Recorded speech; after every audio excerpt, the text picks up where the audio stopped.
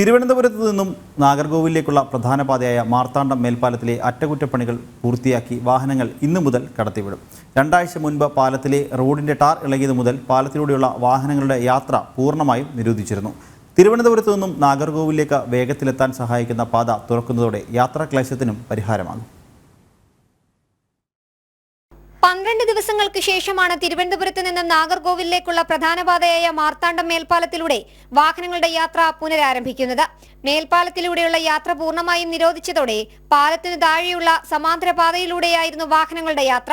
ഇത് പലപ്പോഴും വൻ ഗതാഗത കുരുക്കിന് കാരണമായി. അറ്റകുറ്റപ്പണികൾ കൃത്യസമയത്ത് നിർവഹിക്കാത്തതാണ് പാലത്തിലെ ടാറിളകി യാത്രക്കാർക്ക് ബുദ്ധിമുട്ടുണ്ടാക്കുന്ന അവസ്ഥയിലേക്ക് നയിച്ചതെന്നാണ് ആക്ഷേപം.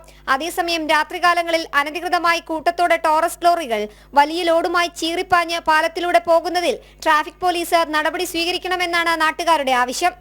എന്നാൽ നിലവിലെ കോൺഗ്രസ് എം പി വിജയ് വസന്ത് ഇക്കാര്യത്തിൽ മൗനം പാലിക്കുകയാണ്. 112 കൂറ്റൻ തൂണുകളോടെ നിർമ്മിച്ച പാലത്തിന്റെ കാര്യക്ഷമതയിൽ യാതൊരു വീഴ്ചയുമില്ലെന്നാണ് ഹൈവേ ഡിപ്പാർട്ട്മെന്റ് പരിശോധനയിൽ അറിയിച്ചത്. ജനം, തിരുവനന്തപുരം.